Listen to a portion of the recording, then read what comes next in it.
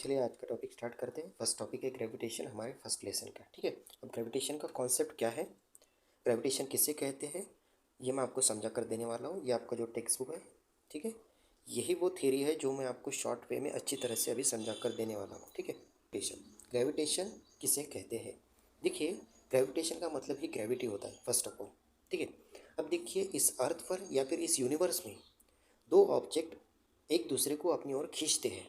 They are attract to each other. दो object अपने एक दूसरे को अपनी ओर खींच रहे हैं because of the natural force between them, क्योंकि उन दोनों के बीच में एक नेचुरल फोर्स है जिस वजह से दो ऑब्जेक्ट एक दूसरे को अपनी ओर खींच रहे हैं। और ये जो नेचुरल फोर्स है दो ऑब्जेक्ट के बीच में, इसे ही ग्रेविटेशन या फिर ग्रेविटी कहते हैं। ठीक है, तो आपके समझ में आ गया। एक एग्जाम्पल मैं आपको देता हूँ। देखिए, ये अर्थ है और ये एक बॉल है, और इस बॉल को आपने अगर ड्रॉप किया तो बॉल नीचे आकर गिरेगी। अब एक ऑब्जेक्ट है बॉल, दूसरा ऑब्जेक्ट है अर्थ। इन दो ऑब्जेक्ट ने एक दूसरे को अपनी ओर खींचा। ठीक है, इसीलिए बॉल नीचे आकर गिर चुकी है। और अर्थ ने उस बॉल को अपनी तरफ खींचा।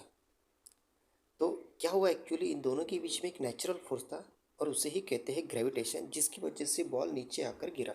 यानी अर्थ ने उस बॉल को अपनी तरफ खींचा। अब आपके दिमाग में सवाल आएगा कि बॉल ने अर्थ को अपनी तरफ क्यों नहीं खींचा, क्योंकि दो ऑब्जेक्ट एक दूसरे को अट्रैक्ट कर रहे हैं, उनके बीच में एक नेचुरल फोर्स है, उसे ही तो ग्रेविटेशन कहते हैं। फिर अर्थ ने ही क्यों बॉल को अपनी तरफ खींचा, अर्थ क्यों नहीं गई ऊपर, क्योंकि उसका रीज़न ये है कि यहाँ पर अर्थ का मास जो है वो ज़्यादा है और बॉल का मास कम है, इसलिए अर्थ ने बॉल को अपनी तरफ खींचा।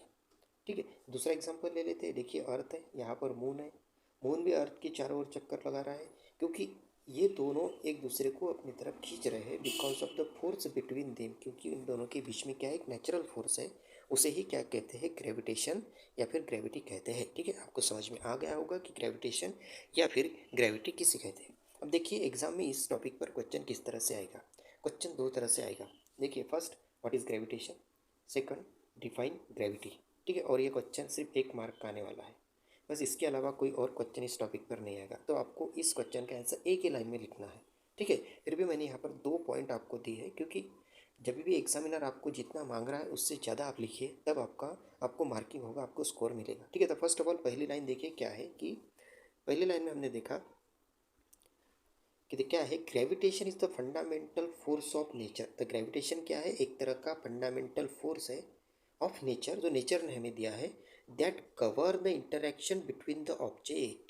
तो जो दो ऑब्जेक्ट एक दूसरे को अपनी तरफ खींच रहे हैं वो किस वजह से, because of the force, fundamental force जो उन दो ऑब्जेक्ट के बीच में है, और उसे ही कहते हैं ग्रेविटेशन। तो ग्रेविटेशन क्या है, एक तरह का फंडामेंटल फोर्स है जो नेचर ने दिया है, जिस वजह से दो ऑब्जेक्ट एक दूसरे को अपनी तरफ इंटरेक्ट कर रहे हैं, खींच रहे हैं, चाहे वो ऑब्जेक्ट अर्थ पर हो या फिर यूनिवर्स में हो, विथ द मासेस। मास का बहुत ज़्यादा रोल है, क्योंकि मैंने आपको बताया बॉल अगर नीचे ज़मीन पर गिर रहे हैं तो अर्थ ने बॉल को अपनी ओर खींचा, बॉल ने अर्थ को नहीं खींचा, क्योंकि वहाँ पर अर्थ का मास ज़्यादा था।